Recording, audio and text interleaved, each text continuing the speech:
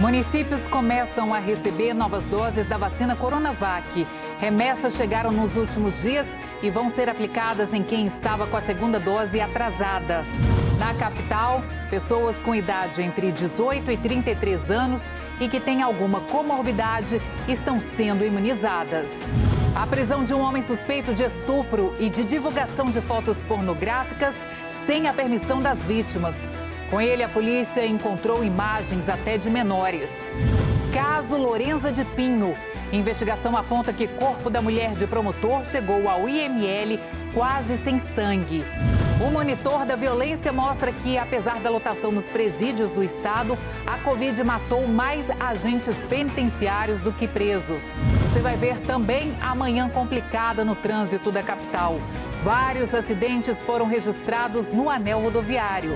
O MG Móvel está em Juatuba. A última vez que o MG Móvel esteve aqui na rua Teodoro Pereira Dutra, no bairro Satélite, em Juatuba, a prefeitura prometeu um paliativo. Será que alguma coisa foi feita? Eu te mostro já já. E mais, estudantes voltam a ter atividades presenciais na UFMG. É a partir de agora no MG1.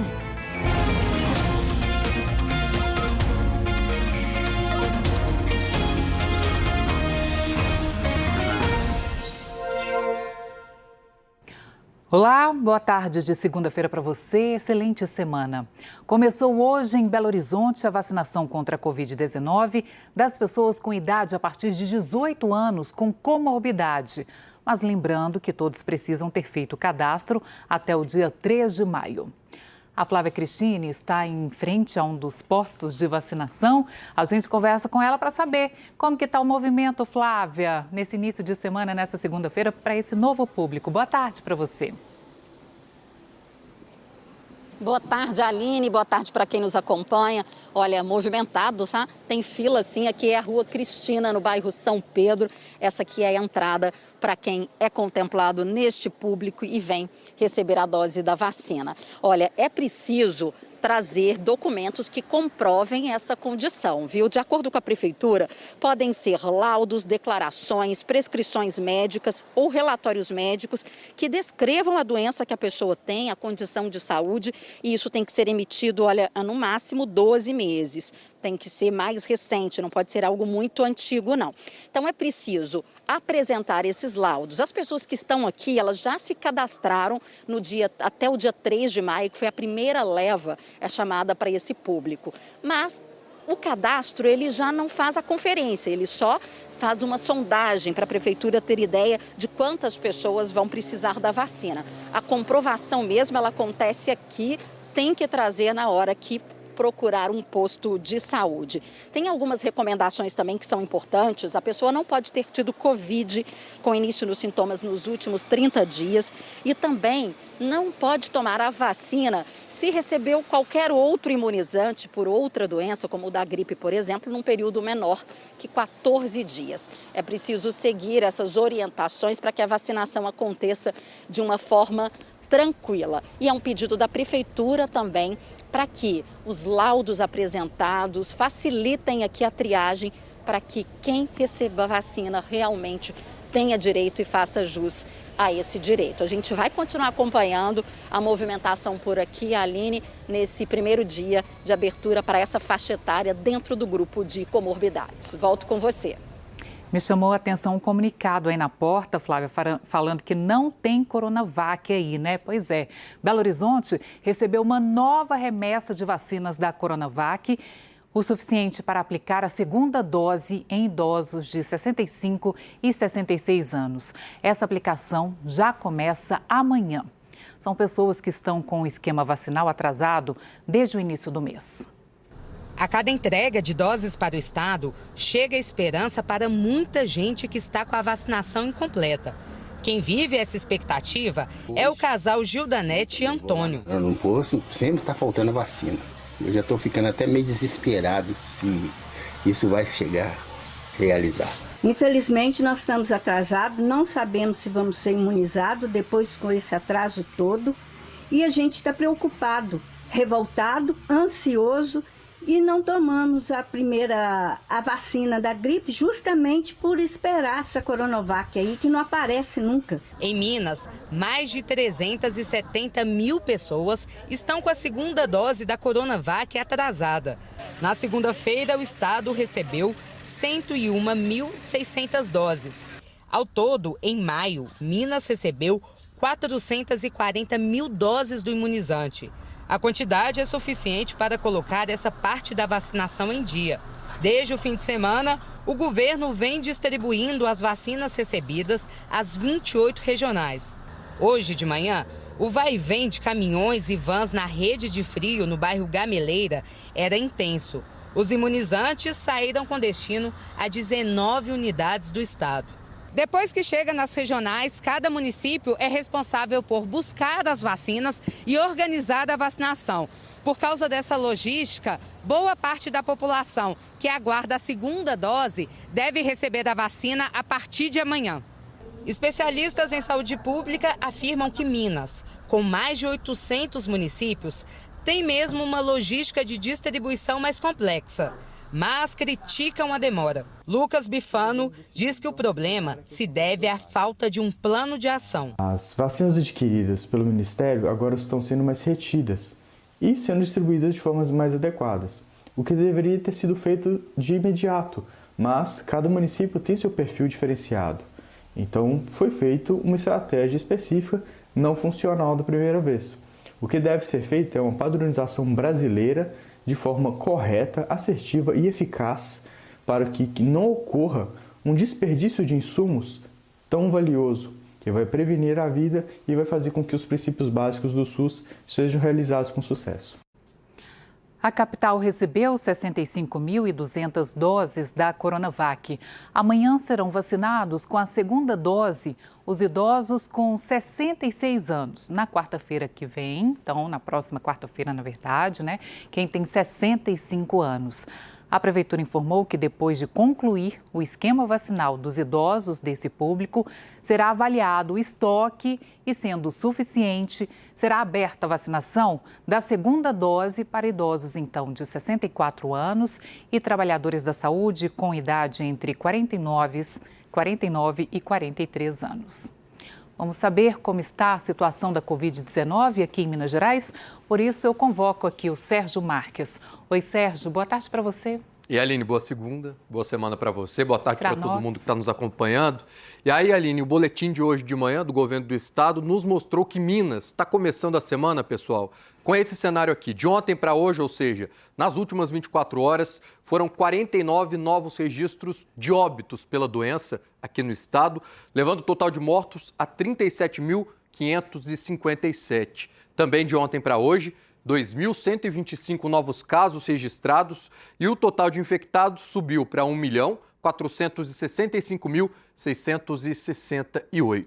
Esse número aqui nos leva ao próximo cenário, que é o cenário da média móvel de óbitos. Hoje, a gente tem uma média de 214 médias por dia, de mortes por dia, que é essa marcação aqui. Há 2 semanas, essa média era de 271 óbitos. Fazendo essa conta, a variação foi de menos 21% e até a linha vermelha nos mostra que isso representa uma queda, pelo menos nesse período aí de comparação, Nenhuma região aqui de Minas teve crescimento na média de óbitos. Nós tivemos estabilidade no sul, no Triângulo e Alto Paranaíba, no leste e queda no restante do estado, sendo que a maior queda nesse caso aconteceu aqui, no noroeste, uma queda de 64%. Agora a gente acompanha como é que está a média dos casos confirmados. Hoje, temos aqui em Minas uma média de 6.975 novos casos por dia. Há 2 semanas, essa média era de 6.932. Variação pequena, de 1%, o que coloca essa média, pelo menos nesse período de comparação, numa estabilidade. A estabilidade aqui ainda está num nível muito elevado. É só a gente olhar onde que está a linha vermelha, ainda num ponto alto do nosso gráfico, Houve crescimento dessa média no Centro-Oeste e no Triângulo e no Alto Paranaíba, 48% no Centro-Oeste e 24% no Triângulo e Alto Paranaíba.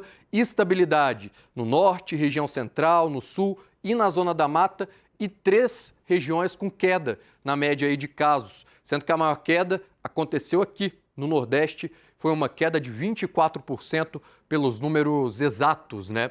Vamos acompanhar aqui a situação dos leitos nos hospitais da rede pública estadual.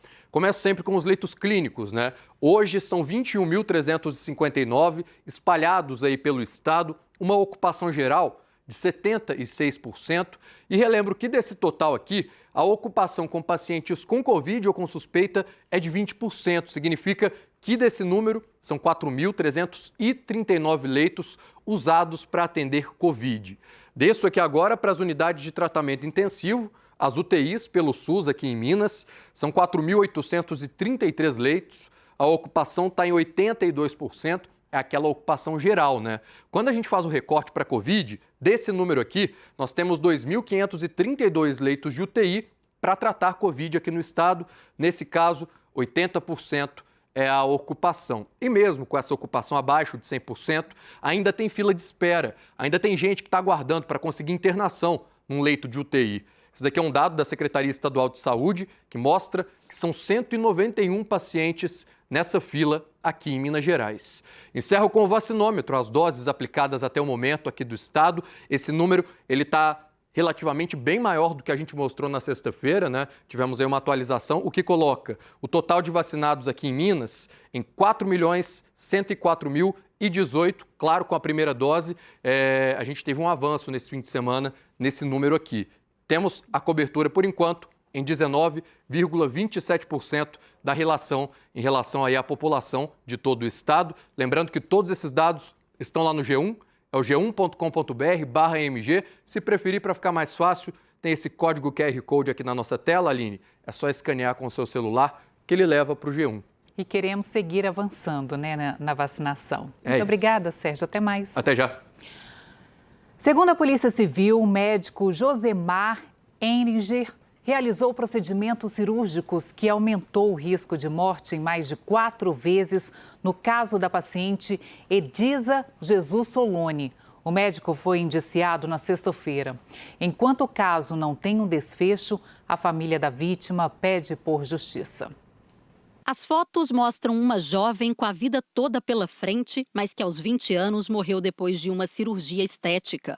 Edisa Jesus Solone foi operada em 11 de setembro do ano passado nesta clínica na região centro-sul de Belo Horizonte. De acordo com a Polícia Civil, ela fez uma lipoaspiração e um enxerto nos glúteos. Na conclusão da investigação, Edisa morreu por tromboembolismo pulmonar.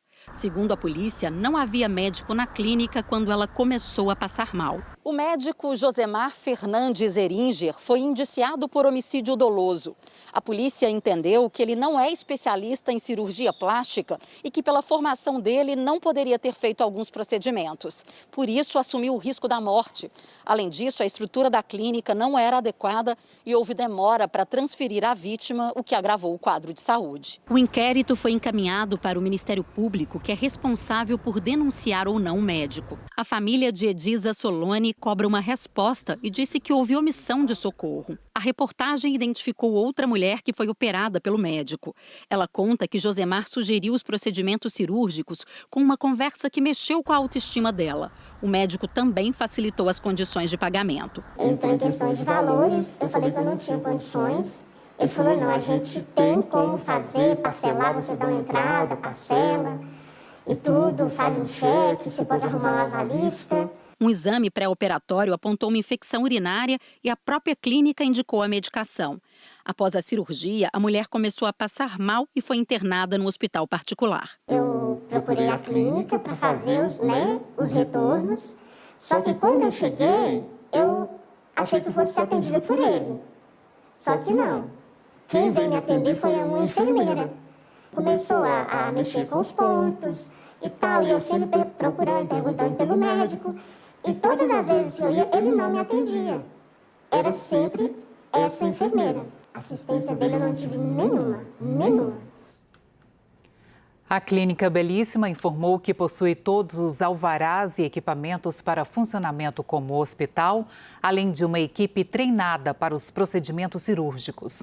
No caso da Edisa Solone, a clínica disse que, ao ser constatado o problema, a mulher foi imediatamente levada a um hospital geral. sobre a capacidade técnica de Josemar Eringer, a Clínica Belíssima afirmou que o médico tem os devidos certificados em residência, em cirurgia geral e cirurgia plástica. De acordo com o próprio Josemar, a conclusão do inquérito da Polícia Civil não levou em conta o laudo do IML, que atesta que a morte de Edisa se deu em função de uma embolia pulmonar biodinâmica, considerada uma complicação grave e inesperada. Vamos falar agora do caso Lorenza. Um fato novo chamou a atenção da polícia. O corpo da Lorenza de Pinho estava praticamente sem sangue. Nós tivemos acesso com exclusividade à investigação que acusa o promotor André de Pinho de embriagar e asfixiar a mulher dele, Lorenza de Pinho, até a morte. Os legistas do IML se surpreenderam durante a autópsia de Lorenza de Pinho. O corpo chegou quase sem sangue. Esse é um fato que ainda não foi esclarecido. E a polícia ainda não tem explicação para a situação, porque não havia cortes ou perfurações visíveis nas artérias. Muito pouco sangue, né? Menos do que a gente esperaria encontrar num cadáver normal. Qualquer manipulação durante o tempo que o corpo ficou em uma funerária foi descartada pela investigação. Lá existem câmeras, esse corpo ali não foi preparado, não foi mexido, não foi adulterado. Se houve a retirada desse sangue, ocorreu em momento anterior. Entre a saída da equipe médica acionada por André Pinho e a retirada do corpo de Lorenza do apartamento, passaram-se quase 7 horas. Ele não permitiu que a polícia fosse no dia do fato, quando o corpo foi removido da empresa de preparação para o IML. A perícia foi feita apenas 2 dias depois. No celular de André Pinho, a polícia encontrou 2 contatos de cursos de tanatopraxia, uma técnica de conservação do corpo que envolve a retirada de sangue. Não há a hipótese de que ele eventualmente venha a ter praticado feito qualquer procedimento no sentido de retirar o sangue. Ele não tem nenhuma expertise nisso. Como a falta de sangue no corpo não interferia na causa da morte, o MP a deixou de fora da denúncia. Mas se houver novidade, ela pode ser incluída. Enquanto isso, André Pinho segue preso preventivamente. Eu acho que a população consegue separar a instituição de deslizes de membros e seus servidores no momento que a instituição age e busca a punição. Lorenza tinha 41 anos e 5 filhos, todos menores de idade. Ela morreu no dia 2 de abril, segundo o Ministério Público, assassinada pelo marido, André Pinho. O MP acredita que o crime foi premeditado e que após a morte o promotor tentou cremar o corpo para desaparecer com as provas. Foi um crime quase perfeito, né? Um crime planejado, bem organizado, por uma pessoa que tem todo um conhecimento jurídico, um conhecimento criminal para fazer o que fez. O médico Itamar Tadeu Gonçalves Cardoso, do Mater Dei, foi quem atestou a morte. Ele chegou ao apartamento do casal às 6h35 da manhã. 1 hora depois, ele vai embora com uma enfermeira. Lorenza está morta. Este é o depoimento dele à polícia. Para chegar a essa conclusão, eu juntei o atendimento histórico dela, que era frequente, conforme o relato do André, que é também quem estava com ela. Ele seguiu o procedimento padrão. Ele já conhecia a Lorenza, porque é importante isso ser destacado. A Lorenza tinha um quadro de depressão e uma dependência de morfina. Se a gente pegar o prontuário médico da Lorenza no hospital, tem mais de 14.000 páginas. No Instituto Médico Legal ficou provado que não houve engasgo, como atestou o médico chamado pelo marido. Lorenza tinha marcas por dentro do pescoço que indicavam asfixia por ação externa. As lesões encontradas no pescoço eram muito expressivas. Os valores da droga, no sangue, nas vísceras, também era muito expressivo. O MP denunciou o médico por ter falsificado as informações da declaração de óbito. Ele não tinha condições. Primeiro que ele não fez um exame para saber se de fato era uma intoxicação, e muito menos se foi intencional. A necrópsia indicou que o pulmão dela estava absolutamente limpo, ela não aspirou nada.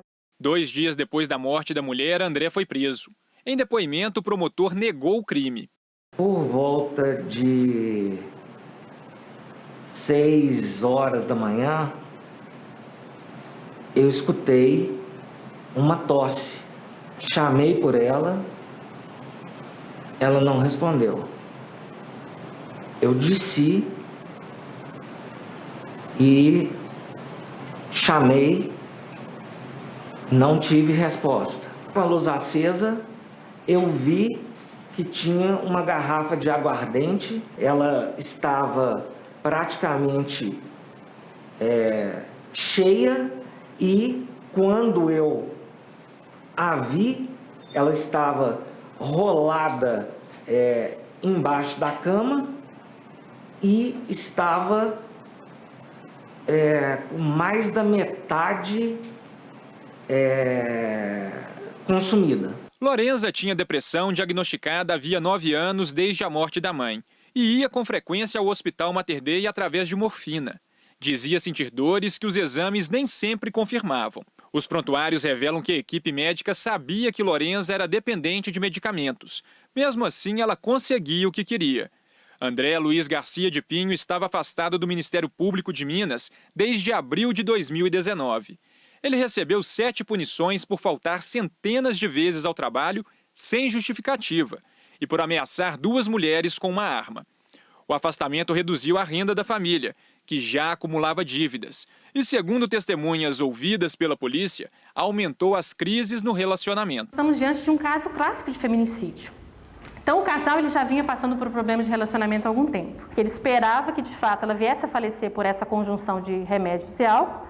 E isso não acontecendo, então, digamos, ele finalizou o serviço com a constrição cervical. Em nota, o Hospital Mater Dei afirmou que abriu uma sindicância interna para apurar como Lorenza conseguia autorização para ter morfina. O Conselho Regional de Medicina informou que vai investigar a conduta do médico Itamar Tadeu Gonçalves Cardoso e do colega dele, Alexandre Maciel, que aceitou assinar a declaração de óbito, mesmo sem ter visto o corpo de Lorenza. A Polícia Civil prendeu um homem de 31 anos suspeito de estupro. Ele também foi investigado por divulgar imagens pornográficas, inclusive de menores, sem a permissão das vítimas. Não é a primeira vez que ele é preso por crimes desse tipo. David Júnior Narvaez Meireles foi preso novamente na última sexta-feira no bairro Santa Cruz, em Contagem. A polícia apreendeu uma porção de drogas, cartões de memória e um celular. Ele é suspeito de estuprar e divulgar em aplicativos de mensagens vídeos com conteúdo íntimo de 3 mulheres com quem se relacionou. Através de sites de encontro, ele identificava as pretensas vítimas e, após algumas tratativas, chegava efetivamente a marcar encontro sexual, né? É bom asseverar que, inicialmente, esse encontro era consentido. Ocorre que, de acordo com os relatos das vítimas, durante o ato sexual, o indivíduo se portava de forma muito violenta, praticando violência, chegando a forçar as vítimas a realizar outros atos sexuais sem consentimento. O homem chegou a ser preso em 2019 pelo mesmo motivo. Na época, ele foi apontado como suspeito de estuprar pelo menos 8 mulheres, a maioria estudantes e ex-namoradas. Ele também foi denunciado por gravar e divulgar vídeos sem a permissão das vítimas. O designer gráfico foi solto no ano passado e voltou a fazer novas vítimas. Ele só foi pego novamente porque uma mulher de 24 anos o identificou e fez a denúncia na delegacia. Ela contou à polícia que foi atraída num site de relacionamento em março deste ano e que durante o encontro foi estuprada. Para a polícia, o homem é um predador sexual. Pelo menos 12 mulheres já foram vítimas de David Júnior. Quando ele foi ouvido na delegacia, no mesmo dia, acompanhado de advogado, ele confessou que ele tinha essa impulsão por se exibir, razão pela qual ele fazia a divulgação das imagens, chegando a negar os estupros. Mas ele confessou essas divulgações, alegando ter um estupro sexual ali, o exibicionismo, ser praticante de sadomasoquismo, etc. O Monitor da Violência, um projeto do G1 em parceria com o Núcleo de Estudos da Violência da USP, a Universidade de São Paulo, e o Fórum Brasileiro de Segurança Pública, descobriu que o número de servidores carcerários mortos por Covid-19 é maior que o de presos, mesmo com a superlotação registrada nos presídios aqui de Minas Gerais. A Raquel Freitas está aqui porque ela tem os detalhes para a gente. Oi, Raquel, muito boa tarde. Boa tarde, Aline. Boa tarde para todo mundo que está nos assistindo. Os dados do Monitor da Violência mostram que Minas Gerais teve redução no número de presos, mas a superlotação ainda é uma realidade nas unidades prisionais do estado. Minas Gerais tem cerca de 62 mil presos, uma redução de 10,1% em relação ao ano passado, quando o estado registrou mais de 69 mil presos. Esse levantamento foi feito pelo G1 nacionalmente, com base nos dados oficiais dos 26 estados brasileiros e também do Distrito Federal. Aqui em Minas Gerais, apesar do número de presos ultrapassar aí os 60 mil, né, o número de vagas ele não chega nem a 40 mil. Com isso, as unidades prisionais estão 56,8% acima da capacidade. Esse índice é bem semelhante ao registrado no país, que está em 56,1%. Aqui no estado, mais de 26.700 presos são presos provisórios, ou seja, presos que ainda não foram a julgamento. O número representa 43% aí do total da população carcerária no estado. Esse levantamento ele também fez um raio-x aí da Covid-19 nos presídios e penitenciárias Brasil afora. Aqui em Minas Gerais, cerca de 6.400 presos tiveram diagnóstico positivo para a Covid-19 e o número de mortes foi aí de 13. Já em relação aos servidores do sistema prisional, o número de casos foi bem menor, foram cerca de 2.000 confirmações, mas o número de mortes foi maior, chegando a 17. Todos os detalhes, todos esses números do Monitor da Violência estão lá no nosso site g1.com.br/mg. Aline. Obrigada pelas informações, Raquel. Uma mulher teve que ser resgatada pelos bombeiros de helicóptero em uma trilha em Brumadinho. Esse vídeo aí mostra o momento em que ela foi içada com a ajuda dos militares. A mulher teve uma luxação no joelho e não estava conseguindo mais se movimentar. Esse resgate de ontem foi perto da Cachoeira das Ostras. Os bombeiros demoraram cerca de 1h30 para chegar ao ponto onde ela estava. Pelas imagens, dá para ver que a região tem uma área de mata fechada bem extensa. E como não havia local para o pouso do helicóptero, a mulher precisou ser içada e transportada até uma área segura. Vamos falar da previsão do tempo? A Karina Sommerfeld está ali, esperando a gente, né? Porque a segunda-feira começou com chuva, você já havia anunciado isso, já tinha nos preparado para essa chuvinha que foi boa e rápida, hein, Karina? Foi rápida demais, né? Podia ter durado um pouquinho. Durou muito pouquinho só. Olá, boa tarde para todo mundo. É isso aí, a semana começou com chuva fina, chuva que não foi para frente. Ontem também choveu fraco em alguns pontos da capital. E essa chuva já era mesmo esperada, eu já tinha falado sobre ela semana passada. Ela veio porque a massa de ar polar que está em parte do estado traz vento úmido do oceano. Com isso, núcleos de chuva acabaram se formando, mas logo se deslocaram no sentido João Molevade e a chuva deu adeus e o sol apareceu. Mas a chuva que veio, mesmo tendo sido bem pequenininha, que foi em média aí só de 5 milímetros, foi muito bem-vinda, porque já melhorou um pouco a umidade relativa do ar por aqui e também na região metropolitana. Deu uma aliviada. Melhorou um pouquinho só, né? Bom, essa foi a primeira chuva do mês e nessa semana vamos ter que contentar com essa mesmo. É que logo depois da passagem desse núcleo de nuvens de chuva, o sol então voltou a brilhar e vai continuar brilhando, porque a massa de ar polar que está aqui, ó, sobre o estado, já enfraquece e se afasta e vai lá para o oceano. Aí vamos ter de volta a massa de ar seco. E o que significa isso? O que significa? Significa que não teremos chuva nos próximos dias e que as temperaturas vão voltar a subir por aqui. Vamos dar aquela olhada no céu da capital neste momento? Olha aí. Aí, céu com poucas nuvens, né?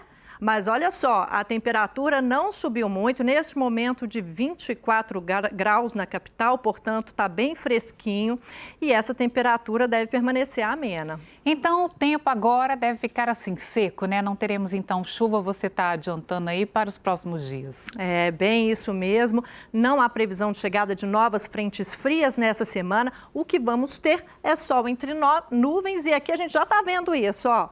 tá tudo aqui amarelinho, porque hoje máxima deve ficar aí na casa dos 26 graus, portanto não sobe muito, vamos ter esse dia mais fresco. E aí, a partir de amanhã, a gente já começa a subir, ó, 28, 29, na sexta-feira teremos então 30 graus por aqui, os termômetros voltando aos 30, coisa que a gente já não estava vendo mais, mas repara só na temperatura mínima. A temperatura mínima não vai subir tanto assim não. Portanto, a gente vai continuar tendo aquelas noites mais frias, noites típicas mesmo do outono e aquele inicinho da manhã também mais friozinho. Eu aproveito para mostrar como vai ser a tarde em algumas cidades da região metropolitana. Vamos ver. Olha só, Ribeirão das Neves, máxima de 27 graus, Santa Luzia e Nova Lima também teremos 27 graus, Vespasiano sobe um pouquinho mais, 28, em Contagem, 25 graus, mais friozinho por lá, e em Betim, 26 graus. Portanto, temperatura agradável, mas não teremos calor, né? Não vamos ter calor por aqui, não. Só lá para o fim da semana, pelo menos aqui em Belo Horizonte é a previsão, né? É isso aí, mas tá bom, né? Tá bom, também o friozinho é bom, a gente só queria mais chuva, né? Tá faltando. Para refrescar, melhorar a qualidade, né? É isso aí. Tchau, tchau para você, boa tarde e boa tarde aí para todo mundo. Essa chuva que a Karina falou mais cedo pode ter sido uma das causas de 4 acidentes em pontos diferentes do anel rodoviário. O trânsito ficou complicado no começo da manhã. No bairro Caiçara, região noroeste de Belo Horizonte, houve uma batida envolvendo um caminhão e um carro. De acordo com a Polícia Militar Rodoviária, chovia na hora. O caminhão rodou na pista sentido Vitória e foi atingido por um carro que vinha logo atrás.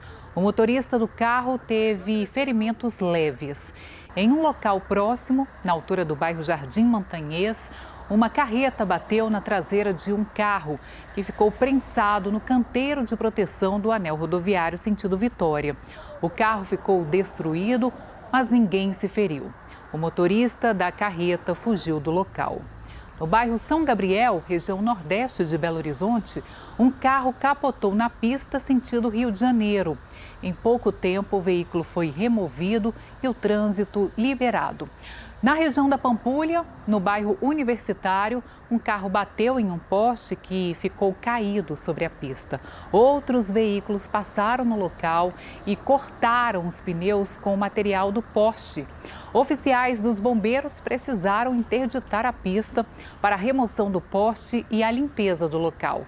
Também não houve feridos.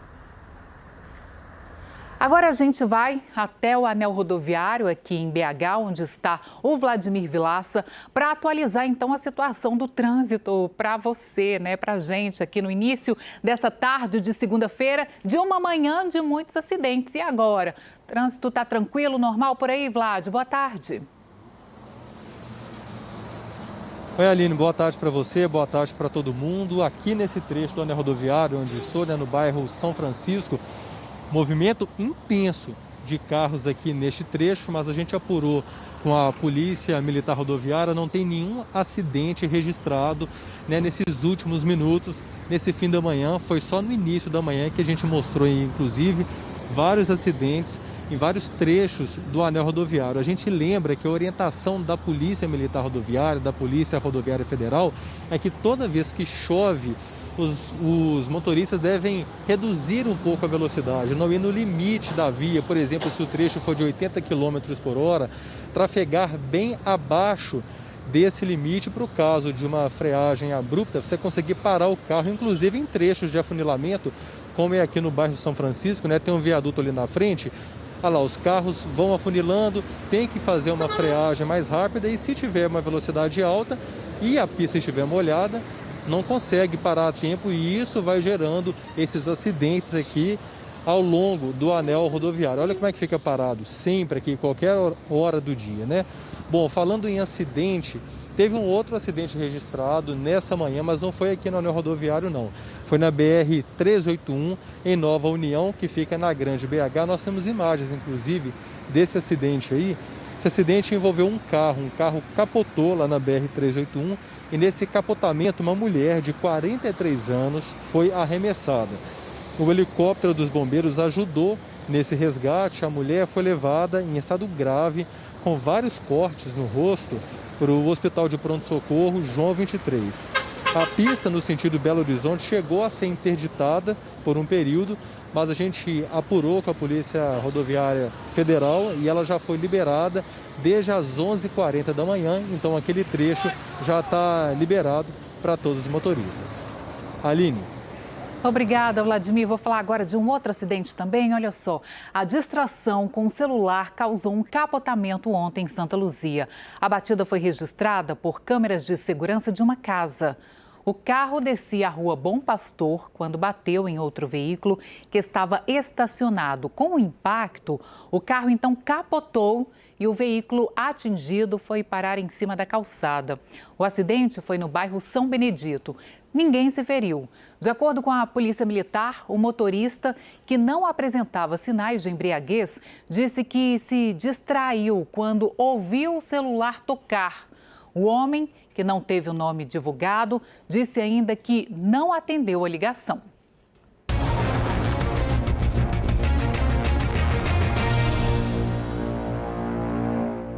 O MG Móvel voltou a Juatuba hoje para ver como está a situação lá da rua Teodoro Pereira Dutra, no bairro Satélite. Há mais de 20 anos, os moradores esperam pela pavimentação e instalação de uma rede de esgoto. Vamos ver aqui no mapa. Você também pode acompanhar lá no G1 por onde o MG Móvel já passou e que você também encontra, como eu disse, lá no G1, né? Aí você sabe como estava a rua Teodoro Pereira Dutra quando a gente foi lá em março. Tá aqui, olha, abrir para a gente acompanhar. Deixa eu ver, não é esse aqui não. É esse aqui, pronto, rua Teodoro Pereira Dutra.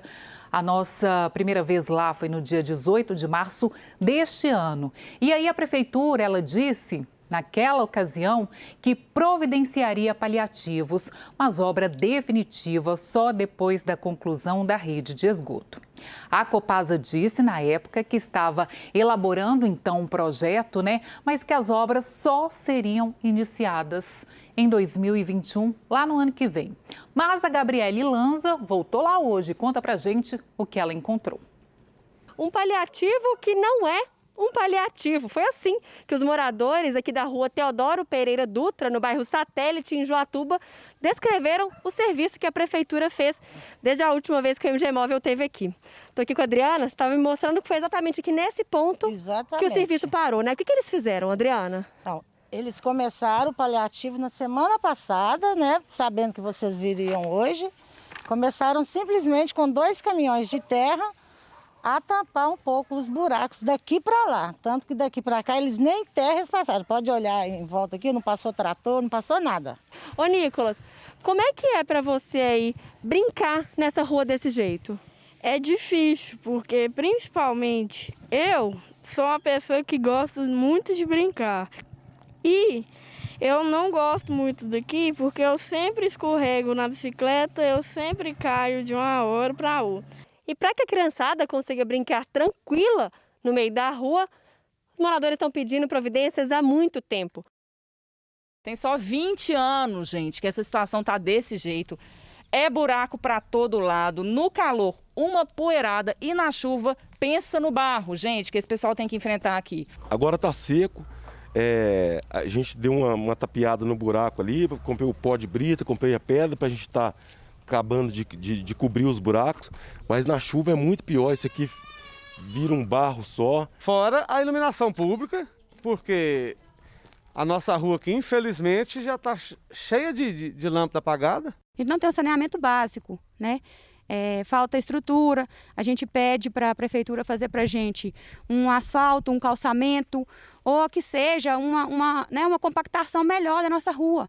Eu quebrei o para-choque do meu carro para tentar passar num buraco ali. Quem vai arcar com esse prejuízo? Mato, esgoto, tudo isso passando bem no meio da rua. Só por aí a gente já consegue perceber que a vida do morador aqui de Juatuba não melhorou em nada. A Valdirene está de volta aqui com a gente, né, Valdirene? Foi você que chamou o MG Móvel, porque convive com isso aqui há anos. Isso aqui é água de esgoto, né? Sim, já tem 8 anos que eu moro aqui, 10 anos, vai fazer 10 anos em dezembro que eu moro nessa rua. É um bairro muito bom E eu chamei a MG Móvel por quê? Porque a rua estava cheia de buraco, cheia de esgoto, cheia de mato. A gente pediu para a prefeitura dar um jeito, né, dar uma posição. Mas falaram que uma posição definitiva não podia por conta do esgoto, que depende da Copasa. Aí a gente falou, eles falaram que ia fazer um paliativo. Só que o paliativo deles, nem a máquina eles passaram. E as pedras que o Júlio comprou para ir tapando os buracos à medida que eles forem aparecendo, elas continuam aqui, né, Júlio? Isso porque os buracos continuam aparecendo. Ainda permanece. Eles vieram aqui semana passada, né? Como eles sabiam que vocês viriam, aí trouxeram 2 caminhões de terra, jogaram aqui, né?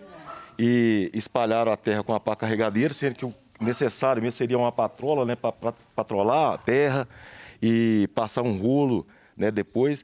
Eles só jogaram a terra, que aproveitaram aí de algum lugar que eles tiraram e falaram que ia só fazer isso por enquanto, porque não tinha máquina disponível para estar aqui vindo arrumar. E eu deixei as pedras aí disponíveis para eles estarem jogando no buraco. Nem isso eles fizeram, né? A iluminação resolveu. Mas o resto ficou? O resto ficou. Agora é aquele momento que o pessoal se reúne aqui ansioso para ouvir as respostas, né? Bom, gente, a Copasa retornou para a gente e disse que para resolver esse problema do esgoto aqui, já fez um projeto para a rede de esgoto aqui do bairro e que esse projeto, as obras devem começar em janeiro de 2022. E a gente, claro, convidou o representante da prefeitura para vir até aqui, mas ninguém pôde comparecer, segundo eles, por causa de contaminações da Covid-19. Mas eles disseram que já fizeram as intervenções paliativas aqui no bairro e que estão fazendo asfaltamento de outras ruas no bairro Satélite, mas que os próximos passos para o asfaltamento vão ser ainda contemplados pelo orçamento participativo, que eles ainda vão definir as prioridades. Bom, a prefeitura não deu um prazo para a gente voltar aqui, mas a gente combinou aqui já, daqui 3 meses, vamos voltar para ver como é que está o andamento desse processo, pode ser? Pode ser. Fechado? Pode ser. Pode ser então dia 18 de agosto, vamos fechar? Combinado, então, ó, combinado aqui com os moradores, a gente espera que pelo menos um paliativo decente a gente encontra aqui da próxima vez, né, Aline? É isso aí, se não dá para resolver tudo agora, né, que ao menos o pessoal sofra um pouco menos com esses problemas. Marcando aqui no nosso calendário agosto, dia 18, tá aqui uma quarta-feira, o nosso retorno a Juatuba. E você também pode participar do MG Móvel, é muito simples, é muito fácil. Você manda a sua sugestão, a sua reclamação, que a gente então marca dia aí ao seu bairro, na sua cidade. Nas redes sociais é só usar a hashtag MG Móvel. Faz uma publicação, mostra o problema e marca lá, hashtag MG Móvel. Ou você também pode enviar, se preferir, se for mais fácil para você, pelo nosso WhatsApp. O número é o 999559000. Estamos aqui aguardando, esperando a sua participação. Nós queremos que o MG Móvel também te ajude aí. Vamos ver agora os números atualizados da Covid-19 aqui em Belo Horizonte com Sérgio Marques. Aline, pelos dados de hoje do governo do estado, as médias de caso de mortes aqui em Belo Horizonte tiveram uma queda. Já aqui, ó, o gráfico da média de óbitos aqui em Belo Horizonte, hoje nós temos uma média, olha só, de 23 óbitos por dia. Há 2 semanas, essa média aqui era de 30, significa que nesse período a variação foi de menos 24%, uma queda de 24%. Já na média de casos, o cenário ficou esse daqui. Hoje, a média é de 1.035 casos diários. Há 2 semanas, nós tínhamos aqui uma média de 1.409, queda de 27% pelos números exatos. Mas para entender essa queda, é preciso falar também que a gente está vindo de um fim de semana, que os dados normalmente ficam represados. E olha só os números gerais. De ontem para hoje, nós tivemos 10 óbitos registrados aqui em Belo Horizonte. O total de óbitos na cidade está em 4.702. De acordo com o governo do estado, nenhuma notificação de caso de ontem para hoje. Portanto, o total de infectados permanece em 192.227. Vamos falar da taxa de transmissão do vírus, que na sexta-feira estava em alta, estava em 1,03. Isso significa que a pandemia está em ritmo de crescimento aqui na cidade e cada 100 pessoas infectadas passam o vírus para outras 103. Vamos falar da ocupação dos leitos de enfermaria, 56,9%, permanece aí no amarelo. Lembrando que são dados da sexta-feira, que devem ser atualizados no boletim dessa tarde de segunda-feira. Passando aqui agora tem a situação dos leitos de UTI. A situação segue em alerta, segue no vermelho. Se a gente somar a rede particular e o SUS, são 1.050 leitos de UTI para tratar Covid-19 aqui na capital. São 832 pessoas internadas. Se a gente fizer essa proporção, a ocupação está em 79,2%. Mas segundo a Secretaria Estadual de Saúde, mesmo com essa ocupação abaixo de 100%, 24 pessoas, olha só, estão na fila aqui na capital aguardando um leito de UTI. Até o momento, a capital imunizou 649.583 pessoas com a primeira dose do imunizante. Na verdade, aqui acabou entrando outro número, o número não é esse. O total de vacinados em relação à população é de 25,76% por enquanto. Aline. Boa tarde, Sérgio. Boa tarde para você, boa semana, pessoal. Até amanhã. Parte das pessoas com comorbidades começou a ser vacinada hoje em Pedro Leopoldo. O movimento no Centro de Imunização de Pedro Leopoldo foi tranquilo hoje pela manhã. Foram imunizadas pessoas com doença renal crônica em diálise, com idade entre 18 e 59 anos. E pessoas com deficiência permanente de 40 a 49 anos, cadastradas num programa de benefício de prestação continuada. Amanhã e na quinta-feira vão receber a dose da AstraZeneca pessoas com síndrome de Down que tenham entre 18 e 59 anos. Quem está sendo vacinado hoje já é acompanhado pela Secretaria Municipal de Saúde. Por isso, não precisou fazer um cadastro. Agora, as pessoas com outras comorbidades que estão previstas no Plano Nacional de Imunização contra a Covid vão ser vacinadas a partir do dia 1º de junho.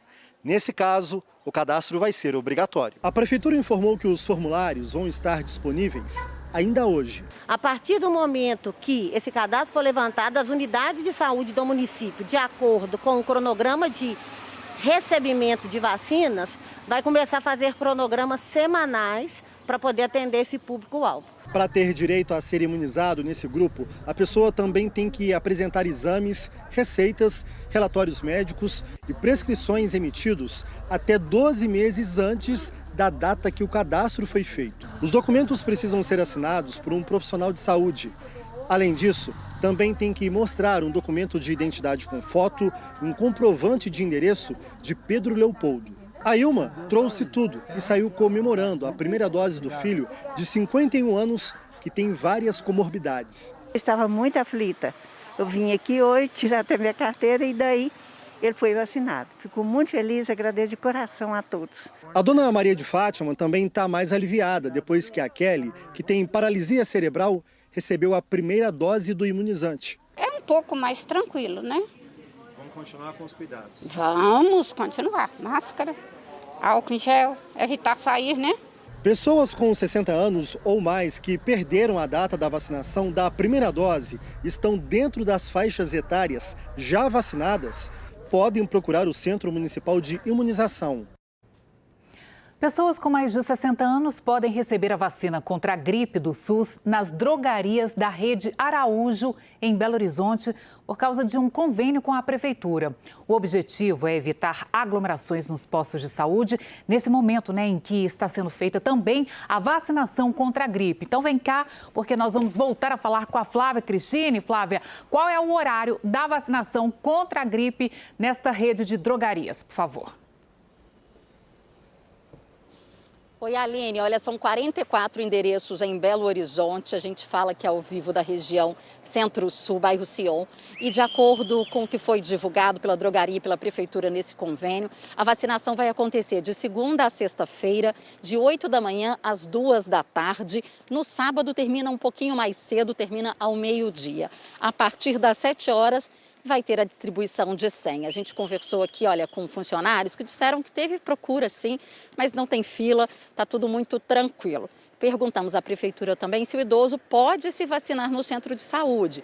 A Secretaria Municipal disse que sim, mas que esse público dê preferência para as drogarias para evitar filas nos centros de saúde, que também estão conduzindo a vacinação contra a gripe para outros públicos, como crianças de 6 meses a 5 anos, gestantes, mulheres que acabaram de ganhar neném e também professores. Então, seria uma forma de dividir os endereços para que a população tenha mais opção e evite filas. A gente procurou também a Prefeitura para saber sobre as vacinas de Covid outro tipo de imunização, que os idosos estão ansiosos aí aguardando respostas.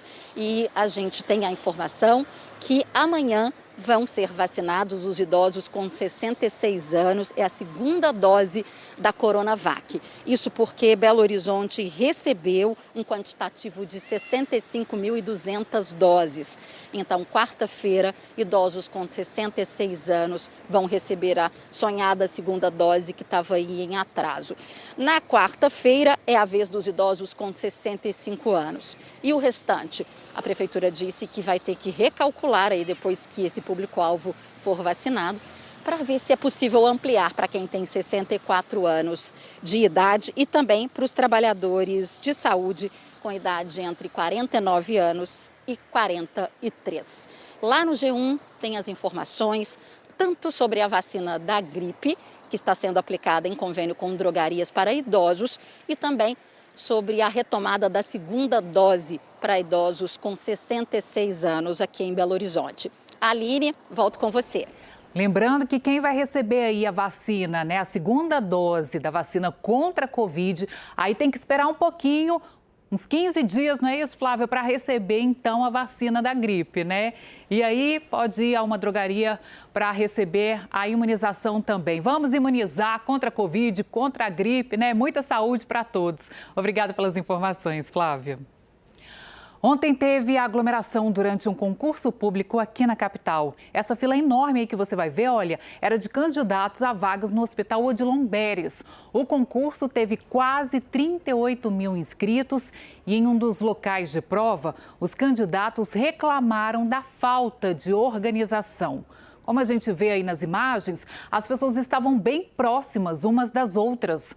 Para tentar evitar a aglomeração, a Prefeitura distribuiu os candidatos em 4 centros universitários e as provas foram aplicadas em 3 horários: 8 da manhã, 15 para o meio-dia e às 4 horas da tarde. A Prefeitura disse que orientou a empresa responsável pelo concurso sobre as medidas de prevenção contra o coronavírus. Disse ainda que o edital estava suspenso desde março do ano passado por causa da pandemia e que o concurso foi necessário agora para preencher os cargos e garantir o atendimento à população. Também tentamos contato com a empresa que realizou a prova, a Dédalus Concurso, que fica em São Paulo, mas não tivemos resposta. 30 cidades aqui da região central e também da Zona da Mata ficaram sem energia no domingo. Segundo a CEMIG, por volta ali das 7 da noite, houve um incêndio em uma mata. E aí o fogo atingiu um poste que precisou ser escorado. O problema interrompeu a distribuição de energia da subestação Mariana 2. Uma hora depois, o serviço começou a ser restabelecido aos poucos. De acordo com a companhia, o fornecimento de energia voltou ao normal em todas as cidades às 1h40 da manhã. A seguir, o FMG volta a ter atividades presenciais. As aulas continuam online, mas estudantes retomam atendimentos à população e a prática nos laboratórios. A gente volta logo. Hoje começa o primeiro semestre letivo de 2021 na Universidade Federal de Minas Gerais. As aulas continuam de maneira remota, mas haverá atividades presenciais nos laboratórios e nas clínicas para atendimento ao público da UFMG. Oi, Danilo Girundi, boa tarde. É um retorno gradual, né? Aline, impossível ser diferente por causa da pandemia. Vou mostrar para vocês como que está esse primeiro dia letivo do primeiro semestre de 2021 na UFMG. O Tiago aqui, ó, está em frente à Biblioteca Central, acima da Praça de Serviços. À esquerda ali, ó, do vídeo aí é o ICB. O Tiago vai mostrar ponto de ônibus. Tinha até 4 pessoas na hora que o intervalo chegou. Eles ficaram ali mais de 30 minutos esperando um ônibus. Tem linha que está desativada por causa da pandemia também na cidade. Mas um coletivo chegou, aquele que faz o circular aqui dentro da UFMG, e já pegou todas as pessoas para poder levar para algum outro ponto, talvez para uma saída para pegar um transporte coletivo para rodar dentro da cidade. As aulas começaram agora, exatamente por causa da pandemia, que teve um atraso no calendário, mas já foi definido o início e o fim desse primeiro semestre, que termina em setembro. Segundo a reitora da UFMG, serão permitidas presencialmente atividades que não tenham possibilidade de ser feitas remotamente. As aulas, a maior parte delas continuam de forma remota. E o que é essas atividades que não tem como ser feitas remotamente? Por exemplo, atividades de laboratório e também empréstimos de livros aqui na Biblioteca Central. Alunos podem fazer agendamento do título que querem, do que eles precisam na biblioteca de casa e aí vir presencialmente aqui para poder fazer a retirada, a devolução dos livros que pegaram. Por exemplo, também áreas como química, engenharia, laboratórios que precisam os alunos e estudantes fazer algum tipo de pesquisa podem ser presencialmente desde que respeitem o limite de 20%. Vamos ver o que a reitora da UFMG disse sobre esse início de semestre letivo. Nós estamos retomando hoje a fase 1 do nosso plano de retorno de atividades remotas não adaptáveis, de atividades presenciais não adaptáveis ao modo remoto. Laboratórios de química, laboratórios de engenharia, tem laboratórios também do campo de artes, tem várias áreas do conhecimento que precisam atuar, mas que a gente então pode ser autorizado desde que tenha um espaço, desde que tenha um limite de 20% de ocupação e que a atividade seja aprovada também pelos órgãos superiores. A reitora disse que a UFMG está na fase 1 de 4 de um programa que eles têm para a retomada das atividades presenciais e que isso depende da flexibilização e da situação da pandemia em cada cidade onde há campus da UFMG. Por enquanto, fase 1, só 20% de aula presencial do que não dá para ser aula não, atividade presencial do que não pode ser feito remotamente. Hoje seria um dia de ter muito calor perdido aqui, sem saber para onde ir no campus, aprendendo como se portar na UFMG e aulas em auditórios de recepção, mas a gente vê pouco movimento mesmo, é aquele retorno gradual, Aline, que você falou. Pouca gente no início para, com responsabilidade, retomando as atividades, com segurança, inclusive as aulas. Vamos ter esperança que vamos voltar a ter o campus aí do UFMG cheio de alunos, né, Danilo? Vamos acreditar nisso. Obrigada. E agora vamos saber quais são os destaques do Jornal Hoje. Olá, ótimo começo de semana para você. Logo mais no Jornal Hoje, a Polícia do Rio investiga a morte do funkeiro paulista MC Kevin, de 23 anos. Ele morreu ontem depois de cair do 5º andar de um hotel na Barra da Tijuca. O artista estava no Rio acompanhado da mulher e de amigos e fez um show na noite de sábado. São Paulo de luto pela perda do prefeito Bruno Covas. Capital paulista amanhece com mensagens de agradecimento em locais públicos conhecidos.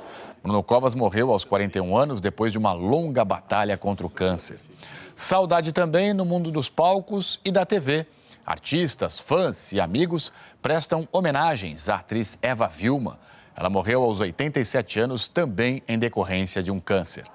De Brasília, toda a expectativa para o depoimento esta semana do ex-ministro da Saúde, Eduardo Pazuello, na CPI da Covid. E as informações sobre as vacinações contra o coronavírus. Cuiabá suspende a imunização da segunda dose da Coronavac por falta da vacina. Espero você no Jornal Hoje. Até lá. Olha só essa notícia que enche nosso coração de esperança. É que um homem encontrou uma carteira cheia de dinheiro e conseguiu devolver para o dono. Ô Vladimir, a carteira não tinha um endereço, né? Como foi que ele conseguiu encontrar o dono e devolver a carteira com dinheiro e tudo mais? Olha, Aline, esse sumiço dessa carteira foi no centro de Belo Horizonte no sábado, né? E esse senhor de 65 anos, que não quis ser identificado, encontrou a carteira, mas não estava conseguindo encontrar o dono dela. Então ele pediu a ajuda da Guarda Municipal nessa empreitada. E na carteira tinha mais de R$1.000. Aí a Guarda Municipal conseguiu encontrar esse senhor, né? Um pedreiro de 42 anos. Ele disse que juntou o dinheiro de 2 semanas de trabalho, trabalhando aí como pedreiro, para comprar um celular e aí percebeu que tinha perdido a carteira entrando na loja. Ele ficou desesperado, chegou a procurar na região, mas deu como causa perdida e voltou para casa extremamente frustrado. Essa carteira foi encontrada na Avenida Santos Dumont com R$1.170. E aí um guarda municipal com os documentos ali pelas redes sociais conseguiu encontrar o pedreiro, que inclusive desistiu do celular. Ele repensou nesse dinheiro, que ele não teria, e desistiu do celular. Aline. Que história boa para a gente terminar o MG1. Muito obrigada, Vladimir. Mas antes de terminar o MG1, tem aqui, vamos conversar com o Maurício Paulucci para saber dos destaques de hoje do GE. Boa tarde. Aqui não tem carteira, mas tem os destaques do Globo Esporte, Aline. Vamos falar muito da final do Campeonato Mineiro. Empate entre América e Atlético 0-0. Tá tudo em aberto. A gente vai falar muito disso no Globo Esporte. A seleção, se o Neymar não fizer gol, goleiro Alisson anda fazendo uns gols de cabeça, pode resolver o problema pro nosso Brasil. GE de hoje está muito legal para começar bem a segunda-feira, Aline. Uma semana decisiva, Maurício. Muito obrigada, viu? O MG1 termina aqui. Todas as reportagens exibidas hoje estão lá no Globoplay. Uma excelente tarde para você, boa semana. A gente se vê amanhã.